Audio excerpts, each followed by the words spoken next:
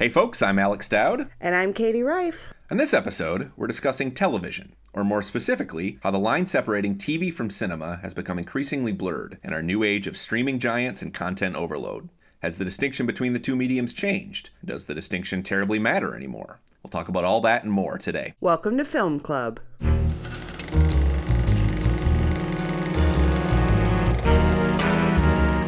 Okay, Katie, so it's December. Mm-hmm.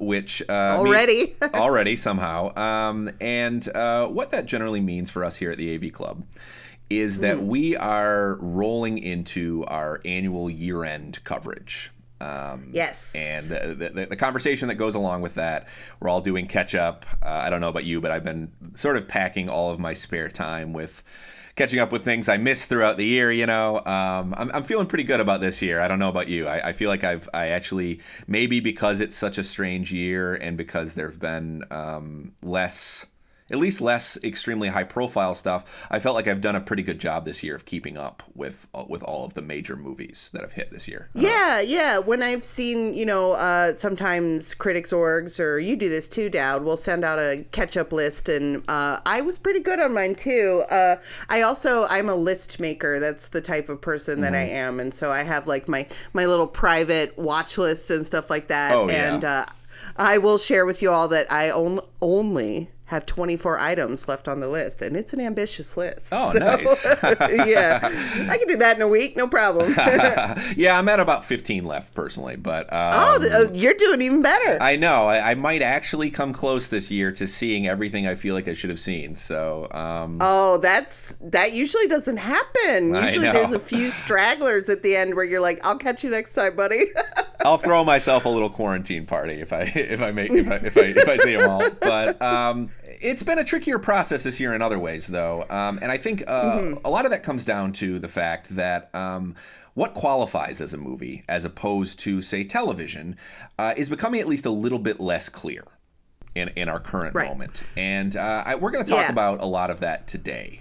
On the episode, we're going to talk about the way that the lines separating cinema and TV have blurred a little bit. Yeah, something that comes up a lot on the podcast is kind of how, the pandemic has affected the film industry simply because, we're right in the middle of it all the time. And personally, this is another one of those cases. This is something that we've talked about a few times, too. I think that it's what, in terms of blurring the lines, the streaming revolution kind of lit the house on fire.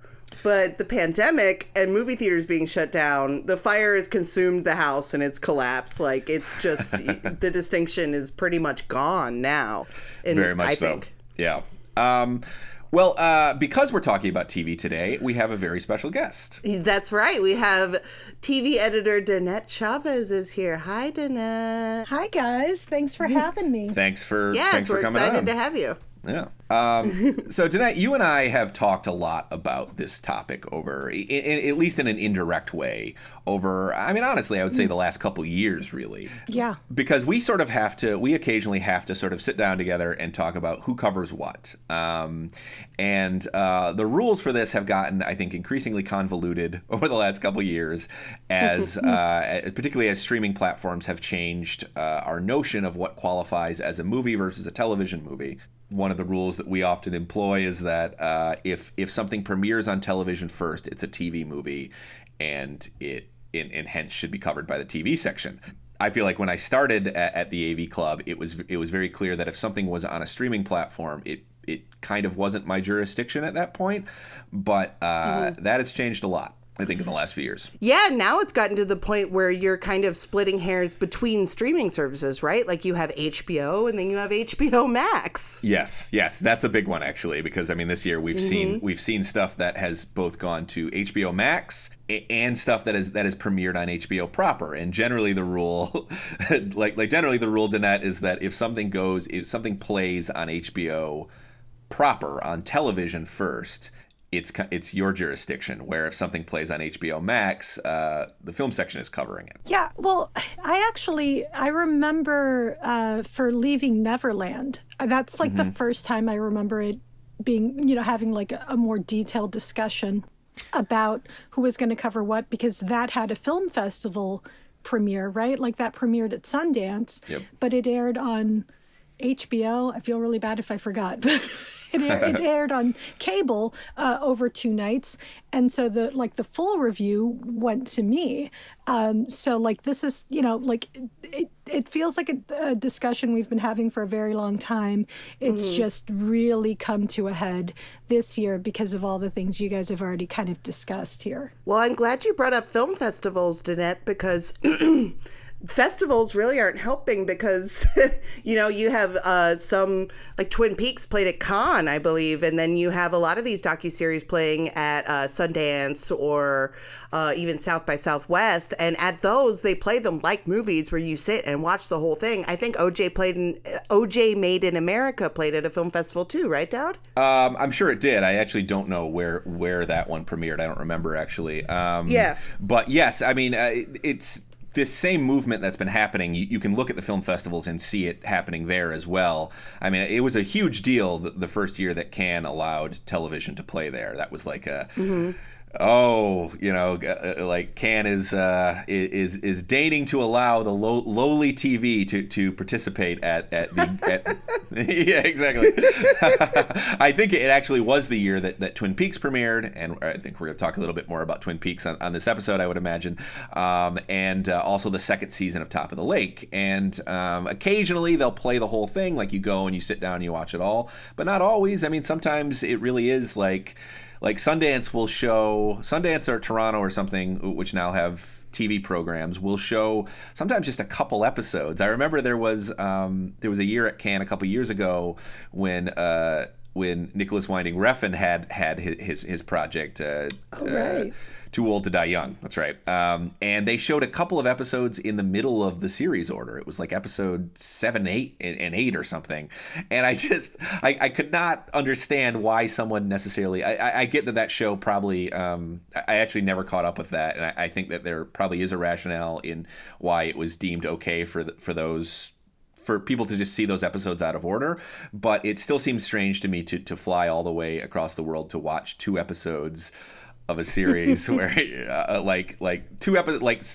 episodes 7 and 8 of a series that you are not going to get to watch the rest of for a while. And OJ Made in America played at Sundance and Tribeca, and it played at Sundance with 1 intermission. Got it. So that's interesting. Yeah. Tribeca has a TV lineup now, right? Like that's something that they've added. It's no longer just a film festival. Like they have like TV selections every year now too, don't they? I'm sure they do. I've never attended Tribeca, but that sounds very accurate to me. I mean, most of the major film festivals have made that concession. They say we now have a TV program. Absolutely. South by Southwest has a pretty robust one. Yeah, and I think that I mean, this is another thing we're going to talk about at some point in this show, but I think that coincides also with the amount of filmmakers who traditionally work in movies who have moved to television over the last few years and have started making. I mean, if there were another season of The Knick, for example, I'm sure that would play at a film festival. I wish there was another season of The Knick. I loved that show. So I think you mentioned that 2020 has changed this even more.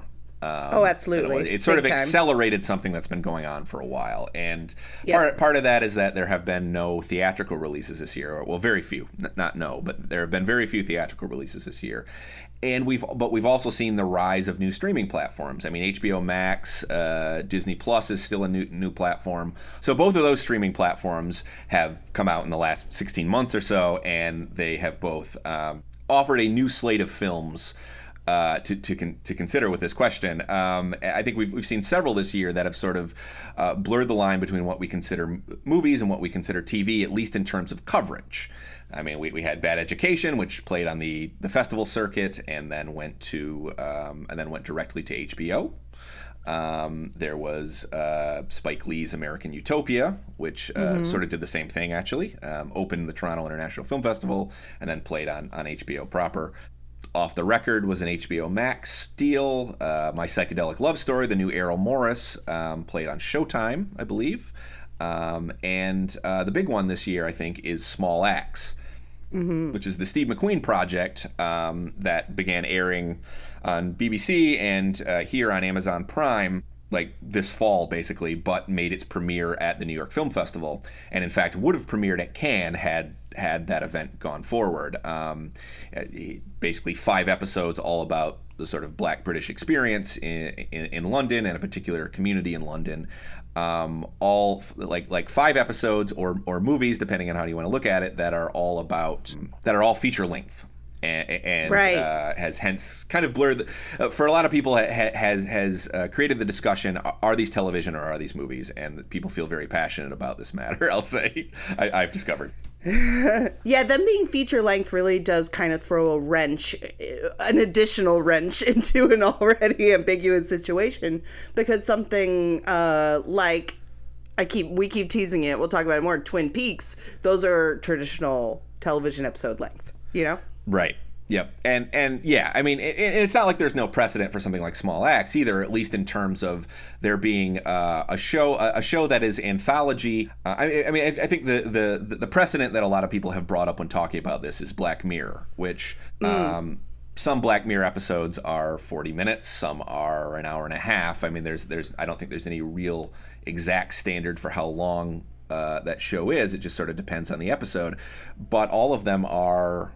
I mean, it's an anthology series, so they are these self-contained stories, and if one wanted to, they could say these are movies. I don't think no one has really made that case in the way that they're making it for Small Axe, and I think that again, that's something else we're going to talk about today. I think it's a matter of authorship, but there's also other questions that I think define whether or not this is considered television or movies.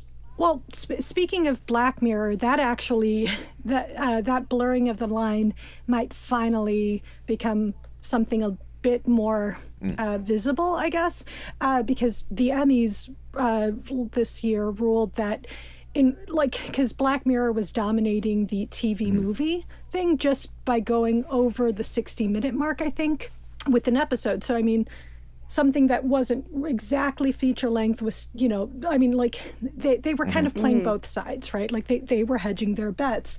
And as of this year's Emmys, as of the 2020 Emmys, they have to hit like a certain minimum in order to fit the TV movie category going forward. So that's why I think Smithereens is the one that like everybody kind of expected to beat out Bad Education. And I do think that because there's that inertia with awards voters where like, oh yeah, sure, let's, it's another Black Mirror movie that probably was the best TV movie, in part because of this kind of value judgment that we attach to the term TV movie, which is something else we're going to be talking about shortly. There's definitely a big value judgment put on that. Like sometimes I cover Lifetime movies for the site, and while those are very much, in the B category, it's interesting that people will use that as a derogatory, be like, oh, it's just a Lifetime movie, yeah. But it has this extra layer of venom to it. For sure, and I do think that that's changing as well. The way that people look at quote unquote TV movies, and again, if that distinction matters anymore. I'm glad you brought up awards consideration, because I do think that those rules are all those are getting scuttled and changed, and there's a lot of it's not just pop culture websites like our own that are struggling to know where to classify certain things. I think it's happening with the major awards as well. If you kind of look back on the Academy Awards, for example, and the rules for the Academy Awards used to be very strict about television. And I think that is a vestige of this kind of competition that's existed between television and movies historically, since the invention, at least, of the former. If you look back to, I look at something like 1994 when Linda Fiorentino was in the Oscar conversation for the movie The Last Seduction. And everyone assumed that she was going to be a Best Actress candidate, but the Oscars basically ruled that she was ineligible because The Last Seduction had played on television before it played in theaters. That's always been a very strict rule that the Academy has. If something plays on TV before it plays in theaters or instead of playing in theaters, it's not eligible. Another major example of that would be Fahrenheit 9/11, Michael Moore's film, which essentially sacrificed its chances of being up for the Best Documentary Oscar because Moore wanted the film to be on TV the night before the election. We saw how that turned out, obviously, but maybe should have just. I mean, I guess I admire his intentions, but it was still a noble gesture. It was a noble gesture, I guess. Well, with Moore, I think that gets complicated. Sure. Nobility versus self-promotion. That's a podcast in itself. It is. But anyway, these rules have changed over the years, and I think you mentioned earlier. You mentioned O.J. Made in America. That, if I'm not mistaken, won both an Oscar and an Emmy. Which would have been unheard of in really any time before its existence. And if I'm not mistaken, they actually changed the rules after that happened to make sure that it doesn't happen anymore. But I mean, they might have to. I think that's something that is going to increasingly be a topic of conversation and a point of contention. And this year in particular, the Academy has basically said, well, normally we would require that movies have a theatrical run to even be in consideration for an Oscar, but that's kind of impossible this year. So basically, if you were on a streaming platform or you premiered on VOD, really like any method in which you could commercially release a film this year, you are pretty much eligible to win an Oscar. I mean, I guess they could just have like some empty theater in LA just playing these movies for a week to no one, just to as a sort of on a technicality. Well, I mean, that kind of is what often sort of happens, honestly, is that like a studio will be intending on releasing a film in the spring. I think of like last year, for example, which now seems like a million years ago, of course. But I think of Portrait of a Lady on Fire. Neon, the film's distributor, was basically like, yeah, I think we could do something with this on Valentine's Day. But if it opened on Valentine's Day, that it's no longer eligible for any awards in the 2019 calendar year. So what they do is they release it. They basically release it in like a couple of theaters in New York and or Los Angeles for 1 week. It's called a qualifying run.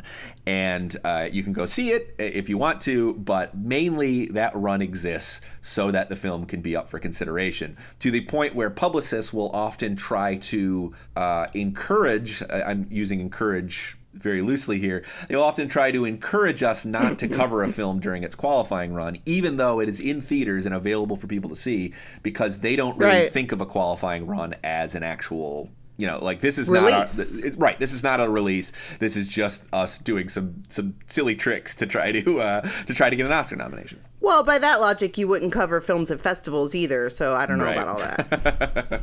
What I kind of find interesting is that for all the conversation that we have about these two mediums and how they differ, I mean, they obviously use the exact same formal building blocks. I mean, from a formal technical perspective, film and television are the same. Traditionally, what's sort of mattered is the way that we consume them. TV obviously is episodic or serialized. We sort of watch it in smaller parts over a particular period of time, whereas films are traditionally thought of as a single sit. But I mean, even those rules have blurred in the past. I mean, there are things like the Decalogue, for example, that was made for television and certainly exists as episodes of TV, but because it played in theaters in America, it's thought of as a movie as well. That this 10 episode thing is also a movie. So this isn't totally or Berlin Alexanderplatz that played on TV in Germany and then became sort of that one's a bit of an endurance test. If you see that one playing at an art house, then it's everybody kind of sizing each other up. Are you going to stay for the whole 15 hours? Yes, exactly. I mean, that's a tradition that I think has been going on for a while, which is that something will play on television in another country, but when it's released here in America, it's released in theaters. In theaters. And I honestly think that Small Axe would probably get a theatrical release in a normal year. I don't know what either of you think about that, but interesting. I mean, it certainly seems to be what Steve McQueen intended for them, or for the installments of the series. Whether like that initial intention doesn't always factor into, you know, how something is distributed, right? Because we mentioned Bad Education, and that wasn't like an HBO production that aired on HBO. HBO bought the rights to it after it. So, I mean, like, there's a lot of, like, inside baseball stuff that I think consumers are becoming more aware of because, you know, because we have to kind of discuss the finer points more so that people understand that we're not denigrating something by calling it television just because of where it happens to show up. But, you know, you guys were talking about kind of, you know, and talking about how we consume things and time commitments. I mean, streaming has really has been blurring.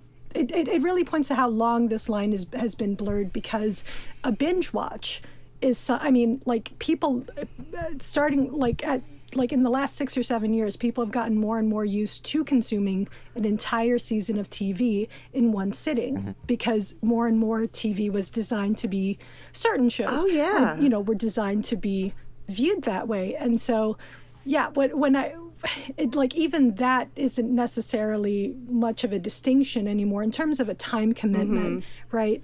Like, and more, you know, even, I mean, you know, like, we've seen, like, the stress, or like an emphasis on more serialized storytelling because of streaming. And so, like, TV is becoming more cinematic, not just in quality, but in, you know, in the way that it's being consumed, that, you know, like, or the way that it's being formatted to be consumed, right? Like, this is the 10-hour movie.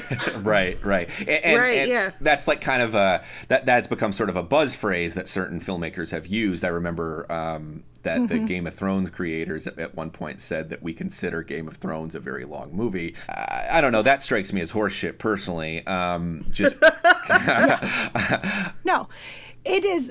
It is the bane of the TV critics' existence to hear that something was made as a 15-hour movie. Yeah, well, because they are different mediums and they do function in different ways.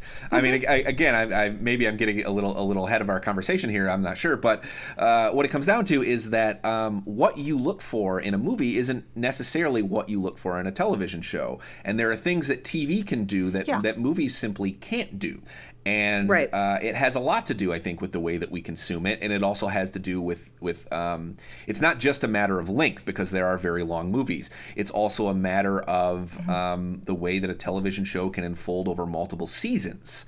It's about the investment that they can build in character that we can. Sorry, it's about the investment that they can get from us in terms of character, in terms of paying off story arcs.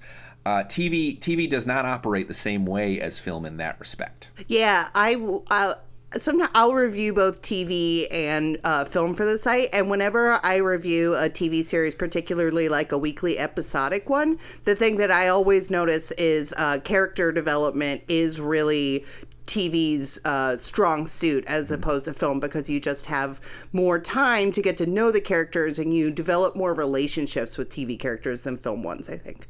Yeah, and primarily writing about TV and dipping my toe into film sometimes, I think what strikes me is that film can just feel more experimental, you know? And it can just be a little more accomplished, right? Because the fact of the matter is, TV was like, I mean, the methods, even if the building blocks are the same, like the actual techniques have always been different. And the formatting too, like when TV first started, it was broadcast live, and there's no tapes, there's no existing records of some early television shows because they were just broadcast live.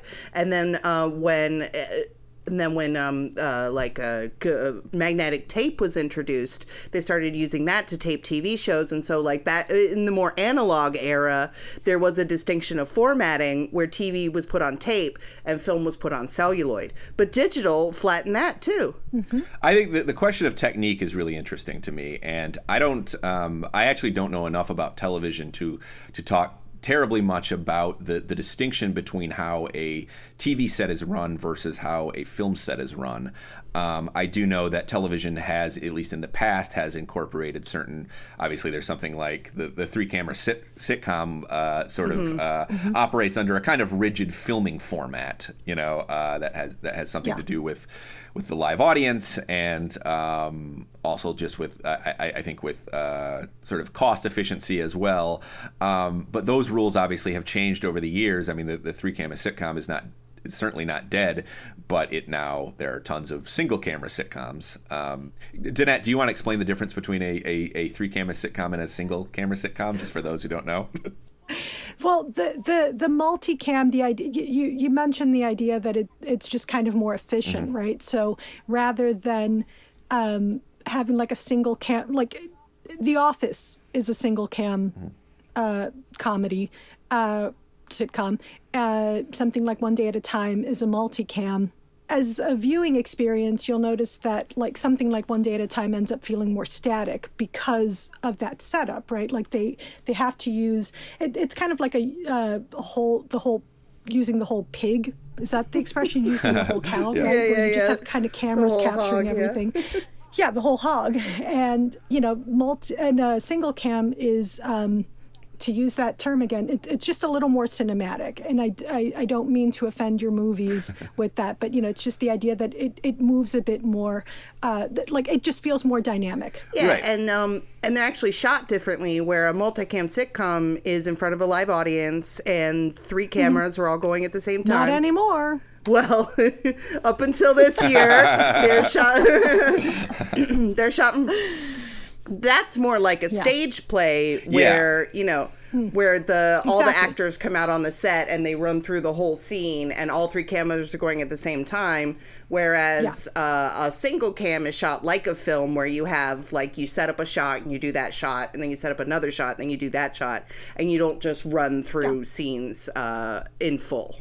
I mean, it's about coverage, right? And about conserving time, because if you have three cameras running on the set, you can follow the different actors. You don't necessarily need multiple takes because you have three cameras running. You can be like, okay, we can use what we got on this camera. We can use what we got on that camera. And I think the actors are approaching it a little bit more like a stage play, whereas with a film can be very stop and go. It's like we set up.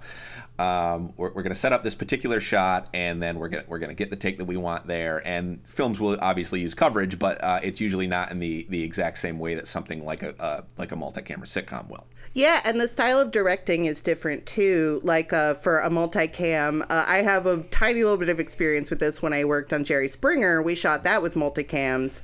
And television directing style is someone is up in a booth and goes, and instructs, camera one, camera two, camera one, camera two, and kind of instructs the camera people live where to focus and, where to zoom in and which camera to put in the feed and things like that. But in film, because it's one shot at a time, the director is more concerned with composition and acting than they are with coordinating the sort of in-camera editing like they are in a live setup.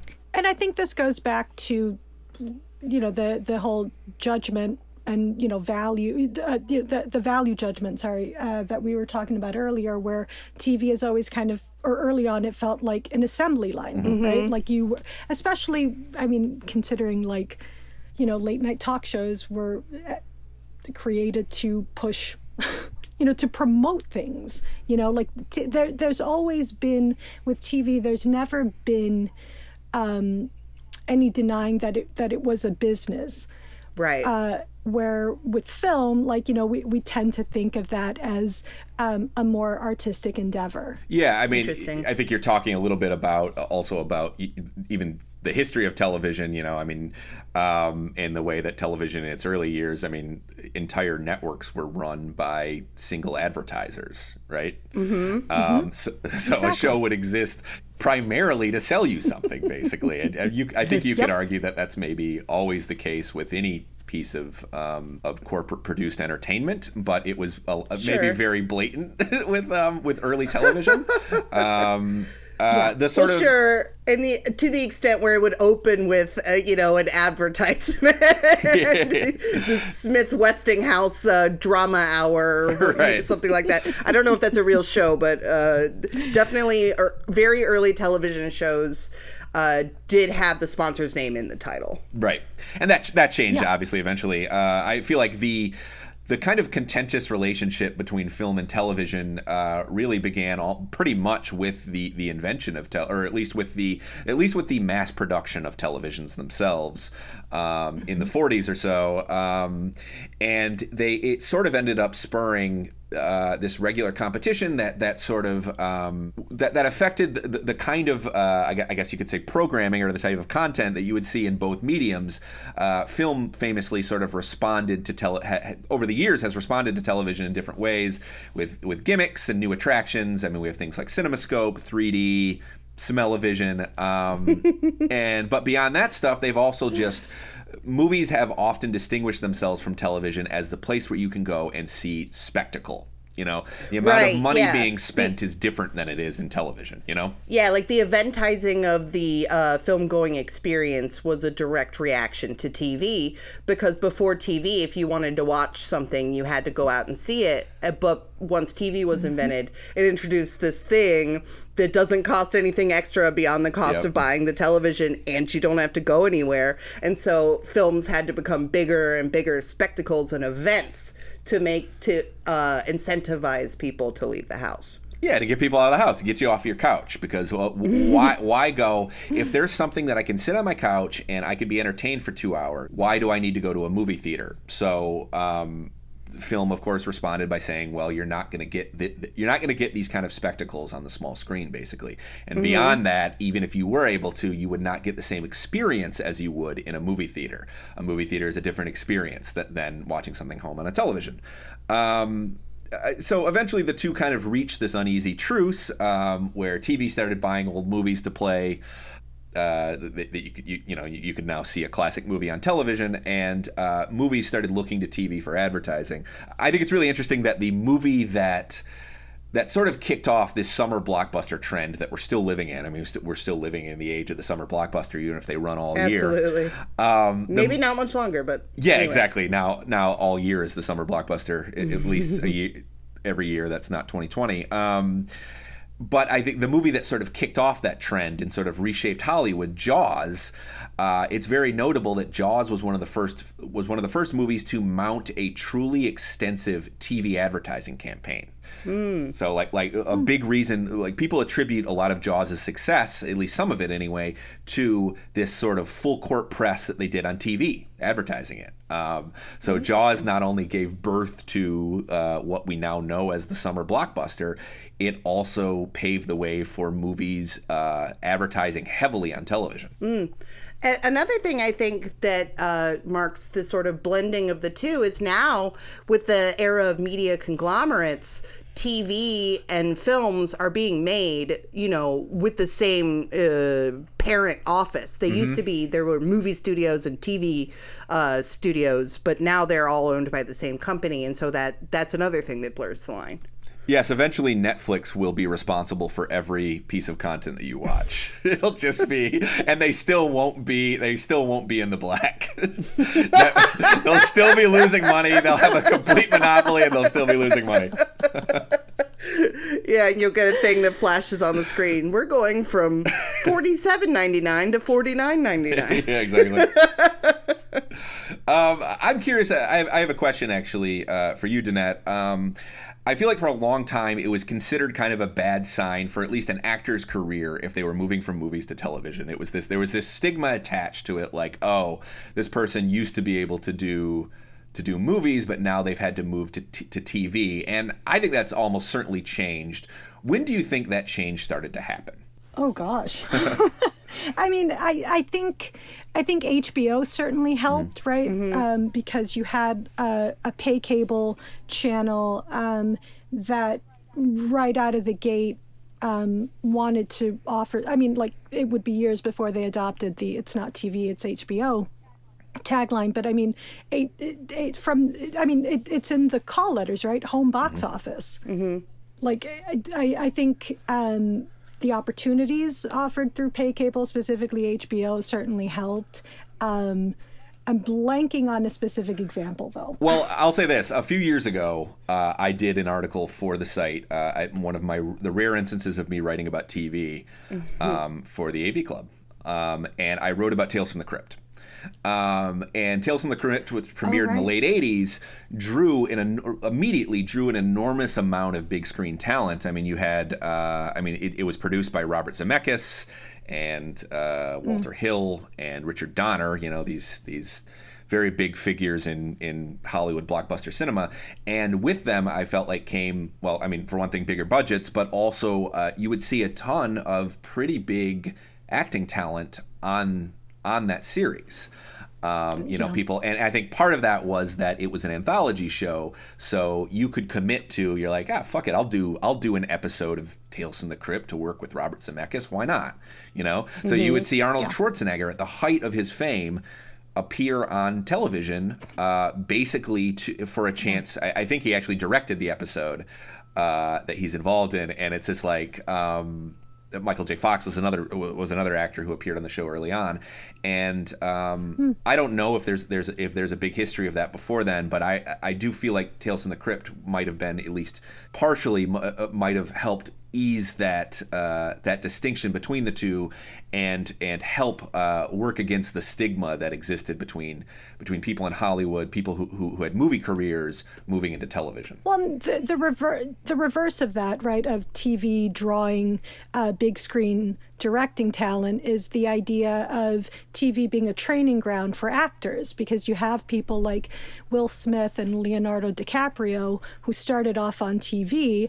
And I mean, soap operas also do this or soap operas also are a great training ground, because you have Sarah Michelle Gellar, who actually came back to TV because TV always wins. But yeah, like, I mean, it is interesting to look at the way that that kind of progression works, right? Because you can make your way from TV to film.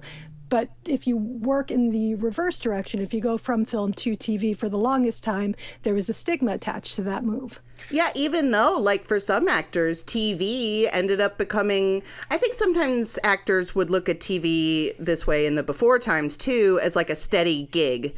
Like you look at someone like, I'm thinking of William Peterson, who had a great run in the 80s in Thief, To Live and Die in LA, Manhunter, but then he moved on to doing CSI, and he had that job for like 15 years. Yeah, that's a steady paycheck, Yeah, exactly.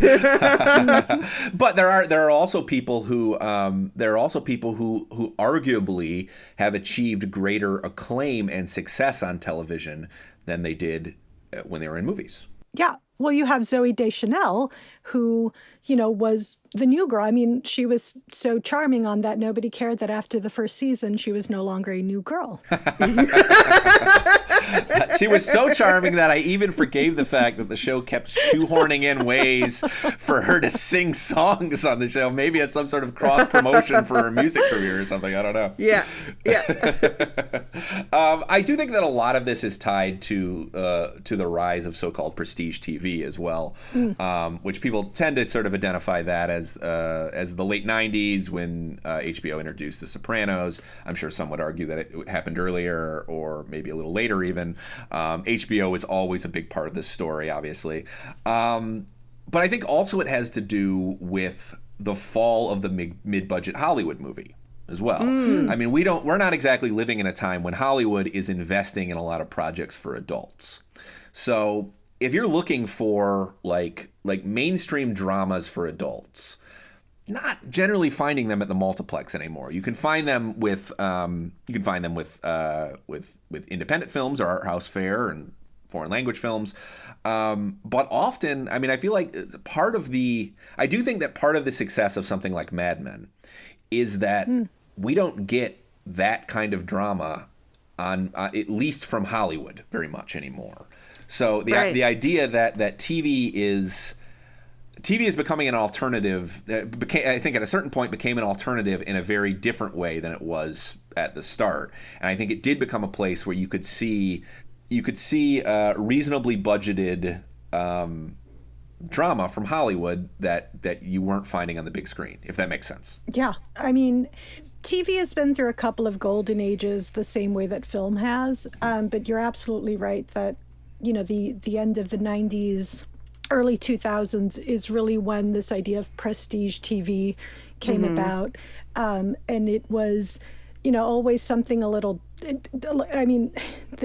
we went through our gritty reboot phase, and that's still kind of ongoing, but, the idea was that it was something a little weightier thematically, right? So like The Sopranos isn't just a crime drama.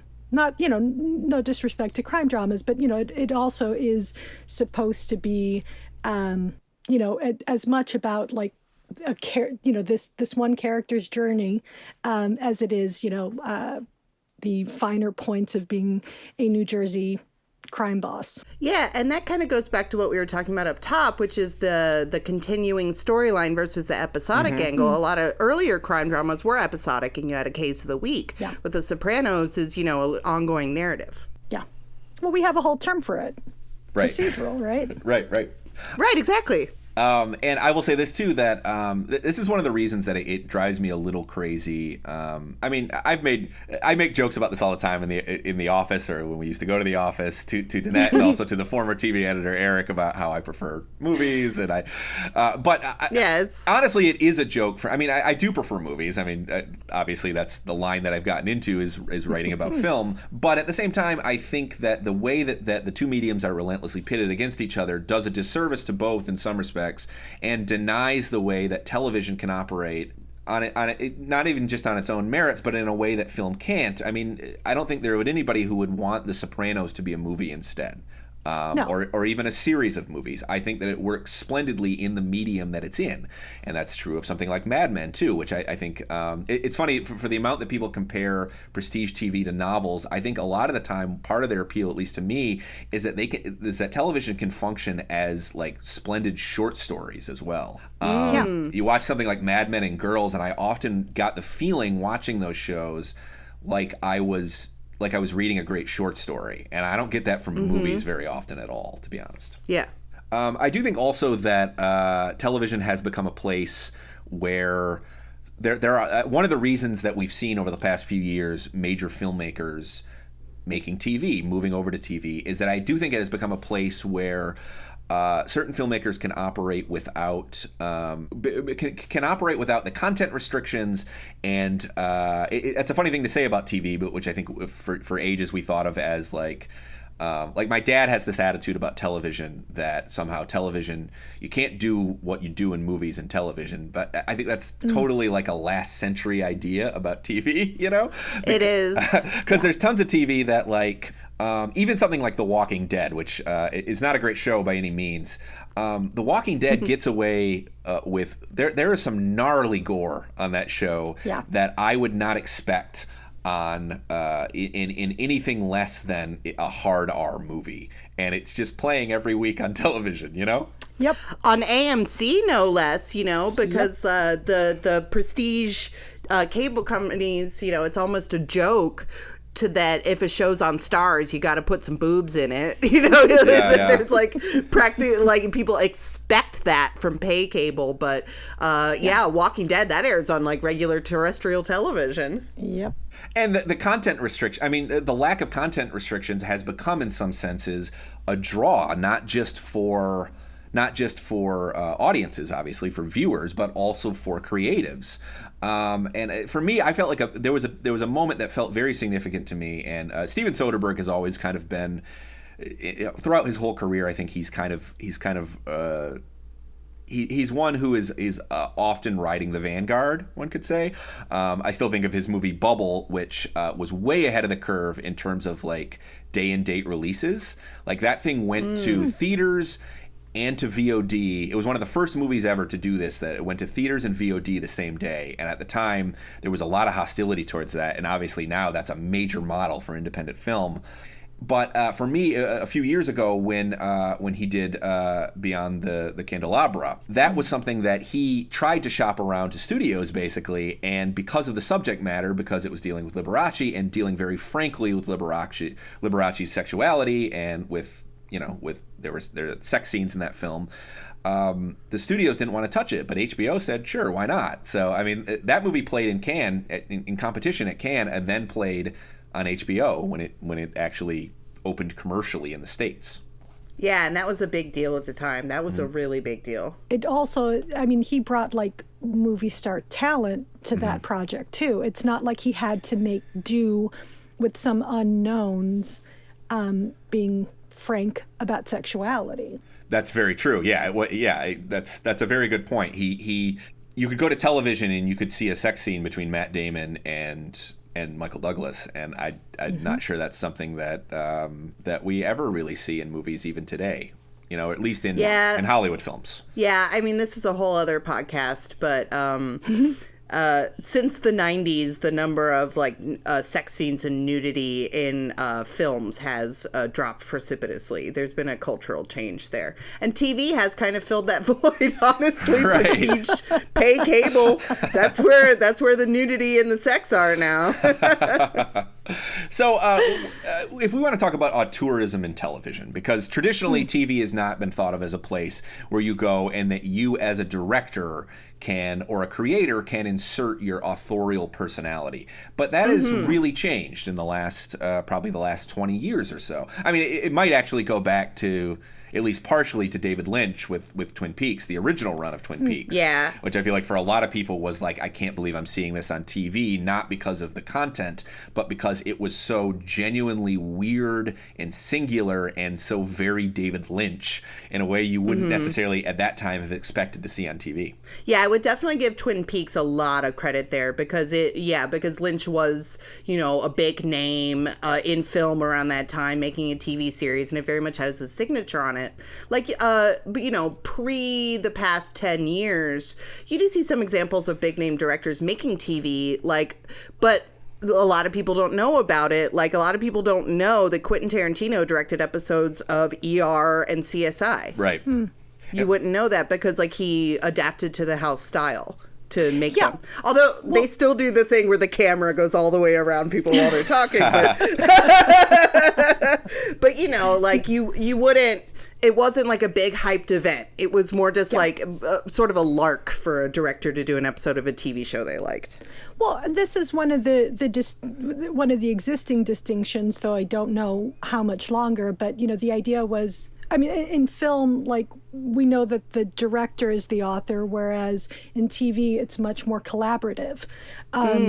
And you're right about shows having a house style and directors primarily being hired guns. But I think even within that, you do have people who have, who still manage to stand out. I think of Anthony Hemingway, who directed Red Tails, but he's done a bunch of procedural shows. He has also done he did a great episode of Underground, which is the Misha Green show that was on WGN America, with Aldous Hodge and Jurnee Smollett, who are both, who have both moved on to movies like One Night in Miami and Birds of Prey. But you're right that that has for the longest time been more of the exception.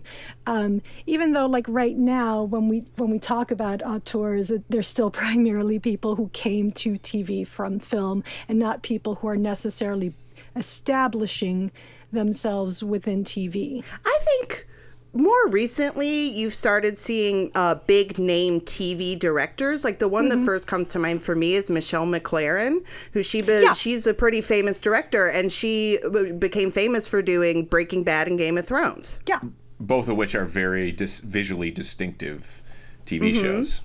Oh, absolutely. I mean, you certainly have people who manage to break out from that, who especially when given the latitude within the show, right? Because there are some shows that really want you to show up and do their thing, and then again, it's the journeyman director, the hired gun.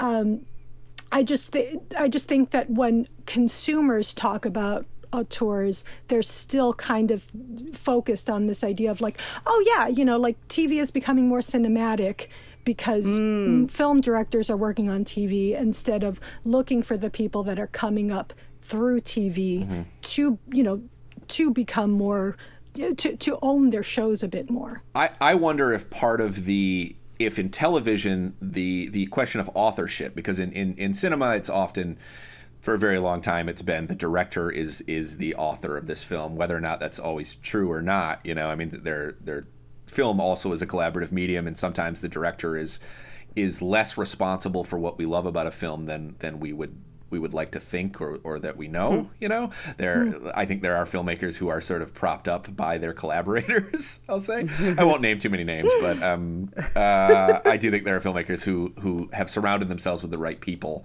and have taken a lot of that credit, just because that's how we talk about authorship in film.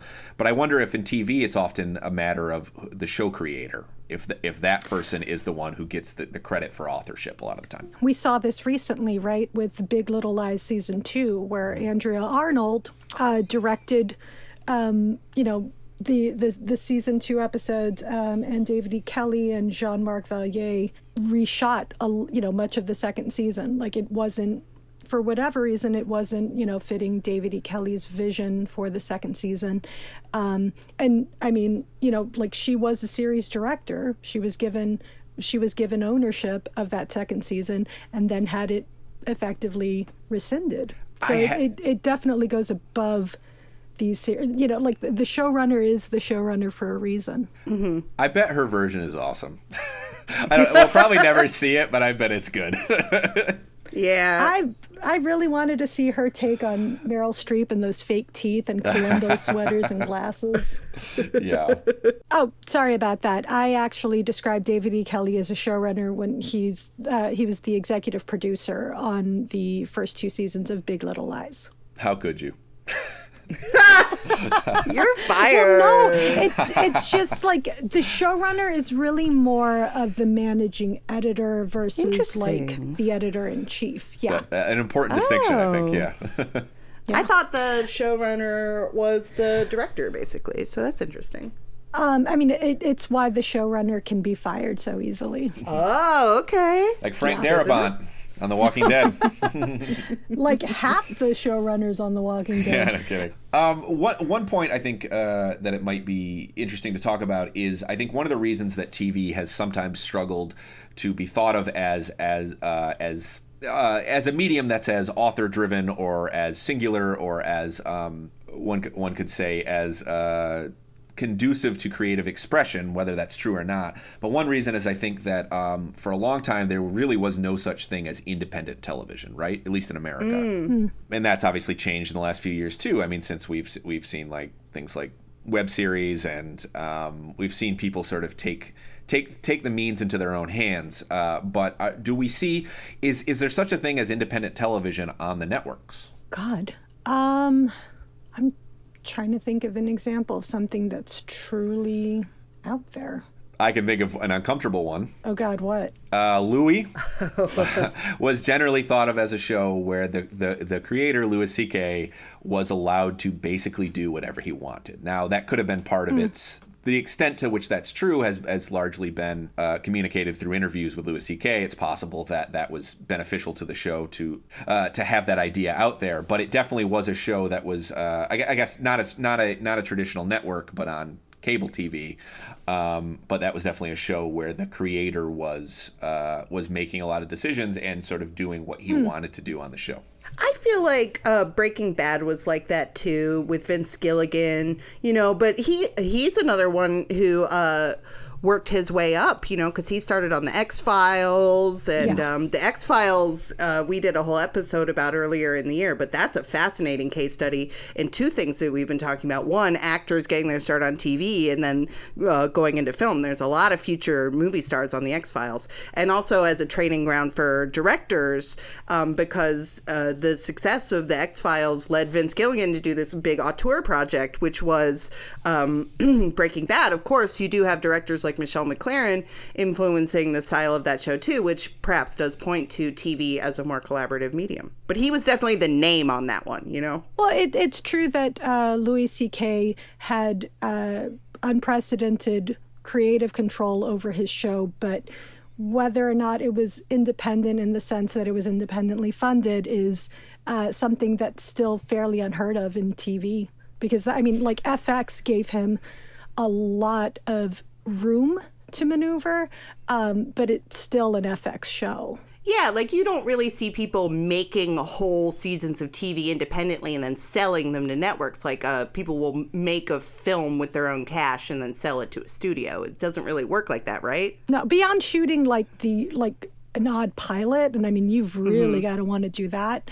And I mean I guess you do have people, you know, with web series streaming on either their individual sites. There are like local people like Sam Bailey, who's directed on Dear White People since, but she had a web series called Brown Girls, and it was just hosted on a site called Brown Girls. And HBO ended up buying that. It hasn't hit HBO yet, but they bought the show off of them. Yeah.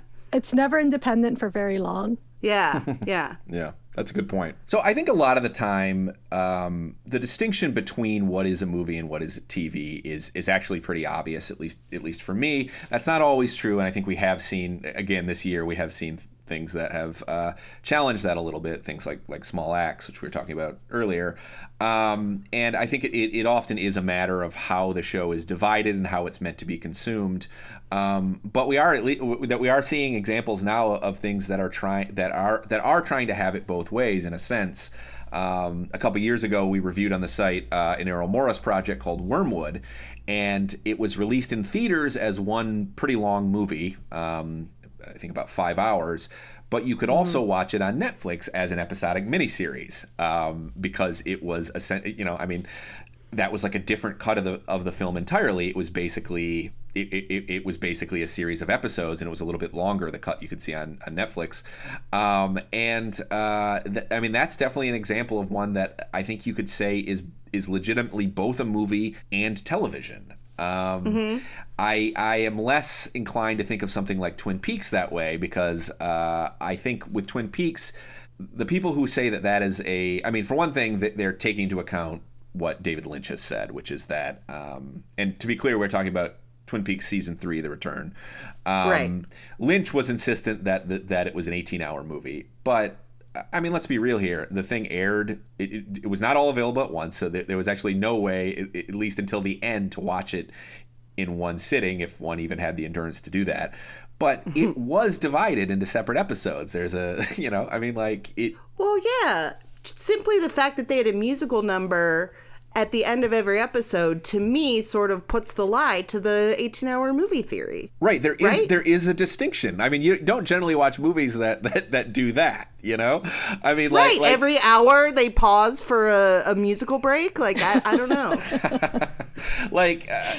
I love David Lynch, and I like Twin Peaks a lot. I think the notion that Twin Peaks is television that Twin Peaks was a movie is really pure medium snobbery.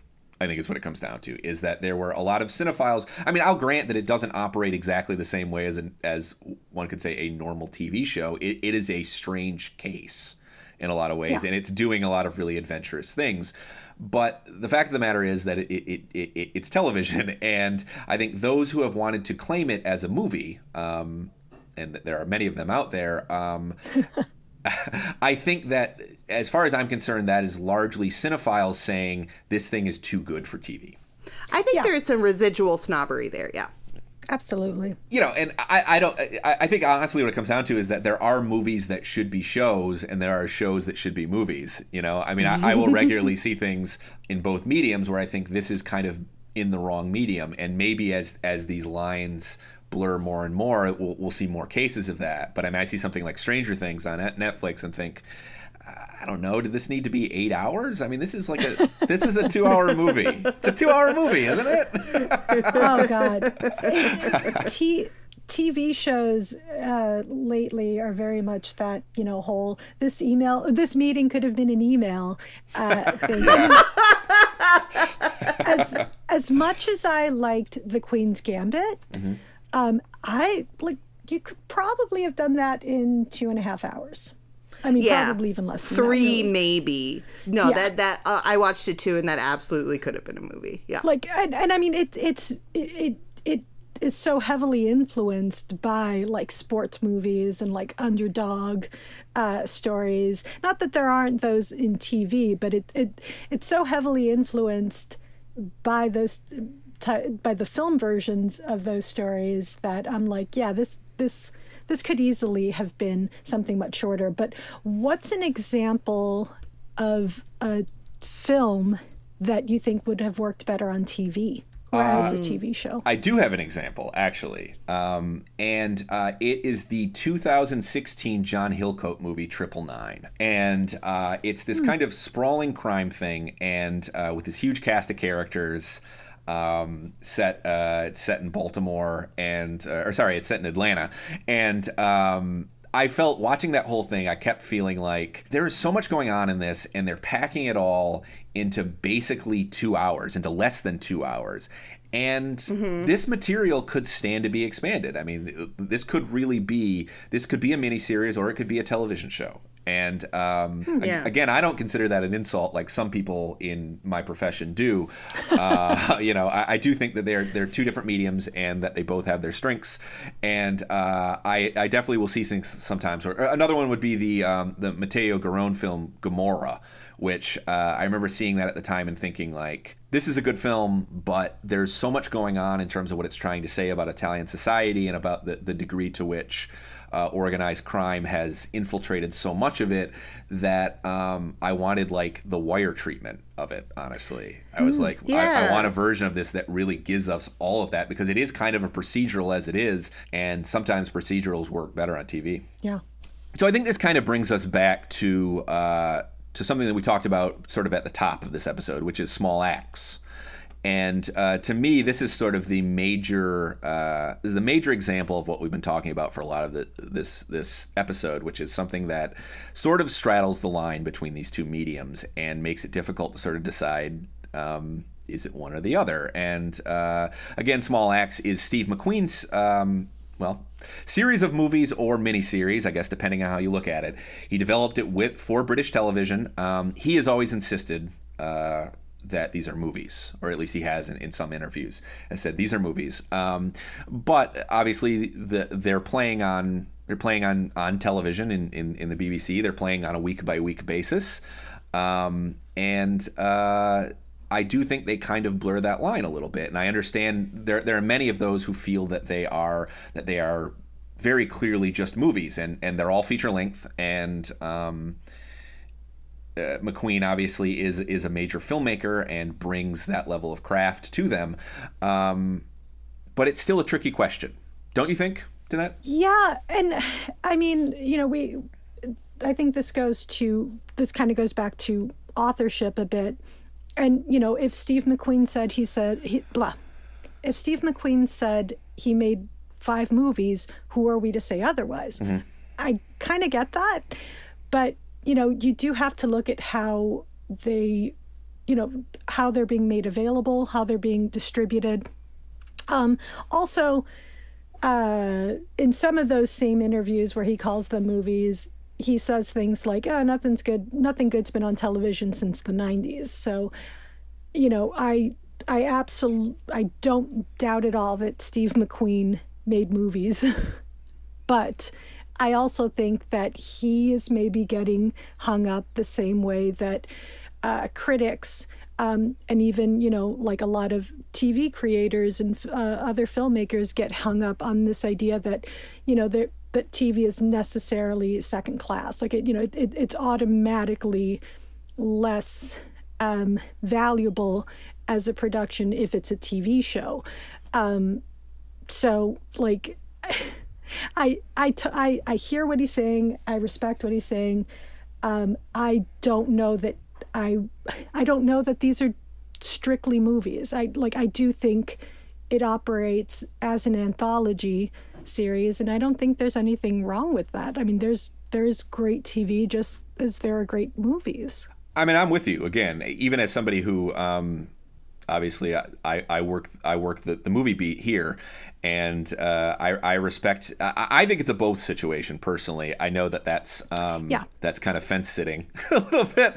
No. I'm on the fence with you because, like, I mean, I just always feel the need to make the case for, hey, we're not the TV is not the factory outlet for your, J. Crew clothes. You know what I mean? Like it's not a dumping ground for something that couldn't cut, that couldn't, pass muster at a studio. I mean, he worked with the BBC to produce these films, and I know that like they have I don't know that they work strictly with TV because it's the whole culture bureau or whatever in the UK. But yeah, I'm actually on that fence with you. I just would like to remind Steve McQueen that there's been a lot of good TV in the last 30 years. Yeah, and you and I wrestled with this a lot too. I'll say, like when this project was announced, I mean, I wrote about 3 of them from the New York Film Festival because they played there. And then when it came time for them to be released in a way that honestly is very similar to the way a lot of television is released, we had a couple of pretty long discussions about it, and we ended up settling on the TV section covering it. Sometimes I think that that rush to classify is, for us at least, just a logistic matter. I mean, it's about like who is going to write about this, whose budget is this coming out of, Yep. I don't want to say that the classification doesn't matter, because we've discussed at some point that it does sometimes matter, but small acts might be a case where I don't think the classification is as important. I think if people are watching this thing, if you want to think of it as a movie, great. If you want to think of them as a miniseries, because I mean they are in discussion with each other too.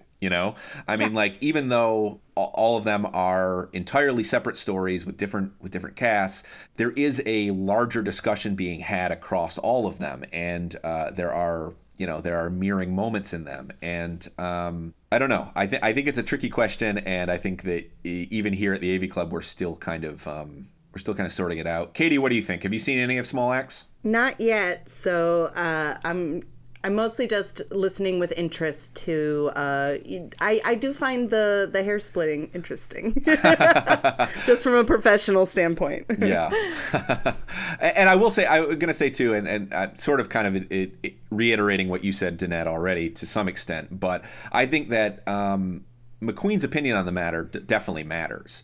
But I think also there have been tons of people who have worked on TV who have also, I mean, we talk about Lynch. Lynch is an artist I admire a lot. I admire McQueen. I admire Lynch. I don't think Twin Peaks is a movie, even if he thinks it is. This is a lot muddier, I think, and I'm a lot more amenable to somebody believing that it definitely is a movie, or that these definitely are movies.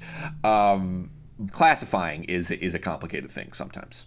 Oh, absolutely. And like if you studied literature at any point, in school, that authorial intent is only part of interpretation. That sometimes viewers will assign meaning or value or even a classification to something that the author didn't necessarily intend, but is valid in the sense that you can see it in the work. It's something to take into consideration. I don't think it's the beginning and the end of the discussion. So listening to you two talk about small acts, something that I'm wondering is, I can see a very far down the road, a couple decades from now, a world where there is no distinction, where you don't have like TV critics and film critics, and you just have critics. Is that something that you think could ever happen? Well, I think it's already happening to some extent. I mean, I think we're seeing plenty of people who write about both. I mean, we have people at the AV Club who write about both TV and film. I think it's becoming, in fact, when people are freelancers, I've not been in the freelance game for a long time, but I know plenty of them. I think we're now kind of at a point where it is very, very helpful if you can write about either. And I think a lot of that has to do, I mean, what you're saying, I think it scares me a little bit, because it kind of suggests that eventually we're just going to think about everything as content, yes, content. Yes. I don't know if the distinctions matter as much, that much, but I do think that like I do like the idea of being able to say I'm looking at a movie or I'm looking at a TV show, because again I do sort of look to them for different things. I see different values in the two of them. I hope that we don't get to a point where everything is just thought of as content. But we might be headed that way. I mean, Katie, you brought up literature, and I think this is, the same concern that book snobs had about, that same. It's whenever something becomes widely available that people start to worry about distinctions. I don't like the idea of calling something content. Sure. And content creators. Like, I mean, I think performers and artists, like, those are all still worthwhile labels. Right, like content is a business buzzword. It's a media industry buzzword. It doesn't have the connotations of it, take the art out of it, which is honestly offensive to artists who make art, right? I mean, I have the same apprehension about it getting to a place where you're not distinguishing between a 22-hour thing or a 22 installment thing, quote unquote, that you watched versus the 2-hour thing that you watched. And that fear also just comes from seeing how much the business has changed, because, we talked about the launch of new streaming platforms. And I mean, there's a reason for that, right? You have your HBO Max, which is under Warner, and you've got big budget movies just coming straight to that streaming platform. But it's not, and I mean, you've got like these huge conglomerates doing that, but you also just have individual networks thinking to themselves, like Peacock, right? That's NBC Universal, which is again still like a pretty massive media entity, but the idea that they're going to have, I mean, it's all just kind of starting to mimic studios, right? Where like, right. They become the creators and the distribution. So yeah, like as much as the word content, I think, sets us all on edge, the way things are trending in terms of like, networks wanting to be like this one-stop shop, I don't know that I don't know that term is ever going away. Yeah, I mean, we talked about Netflix up top. Netflix has always said that it wants to be the entertainment source. No matter what format it comes in, they want you to watch it on Netflix. Yep. A terrifying future. Well, on that terrifying note, Danette, thank you so much for being here today.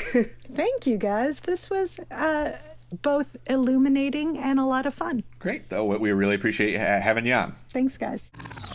All right, that's all we got for you this week on Film Club. One more time, a big thanks to our special guest, the AV Club's TV editor, Danette Chavez. We'll be back next week, but in the meantime, please be sure to rate, review, and subscribe to Film Club wherever you get your podcasts. This week's episode of Film Club was hosted by me, Alex Dowd, and by Katie Rife. It was produced and edited by Carl Blumberg. Our sound mixer and finishing editor is Seth Hafer, and our motion graphics designer is Julie Mullins. Tune in next week when we're going to be talking about holiday movies. Thanks, folks. Bye.